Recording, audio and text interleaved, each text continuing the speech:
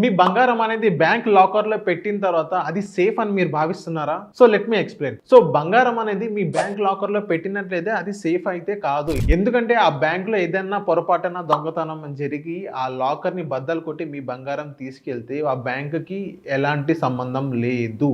And next ఏంటంటే మీకు every year మీకు 2500 గాని అంతకు మించి మీకు లాకర్‌కి మీకు మాత్రమే మీరు పే చేస్తున్నారు గానీ సో ఆ బంగారం పోతే బ్యాంక్ గాని బంగారం గాని ఎటువంటి సంబంధం లేదు. సో ఇక్కడ మీరు స్మార్ట్‌గా ఏం చేయాలి అనేది ఈ వీడియోలో తెలుసుకుందాం. వీడియోని సేవ్ చేసుకోండి. సో బ్యాంక్ నుంచి మీరు సమ్ సార్ట్ ఆఫ్ అమౌంట్ అనేది మీరు తీసుకొని ఐ మీన్ గోల్డ్ ని కొలాటరల్ గా పెట్టుకొని మీరు సమ్ సార్ట్ ఆఫ్ లోన్ ని మీరు తీసుకోండి.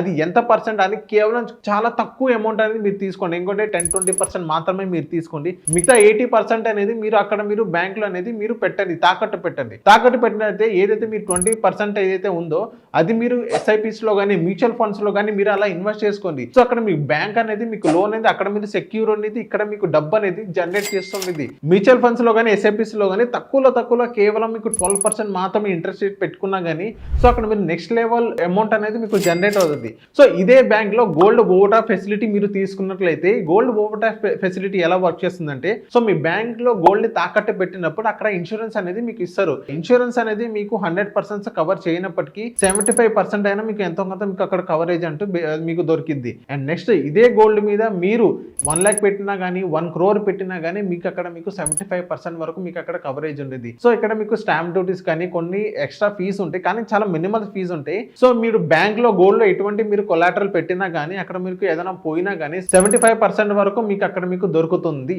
ఈ ప్రాసెస్ కనుక మీరు ఫాలో అయినట్లయితే మీ బంగారం పోయినా కానీ బ్యాంక్ వాళ్ళు మీకు పే చేసేటట్టే ఉండేది. ఇప్పుడు రోజుల్లో బంగారం అనేది ఎంత కాస్ట్లీ మనందరికీ తెలుసు. అండ్ మీ బంగారం మీ దగ్గర ఉందా లేకపోతే బ్యాంక్ లాకర్లో ఉందా లేకపోతే కొలాటరల్ పెట్టారా అనేది కింద కమెంట్ చేయండి.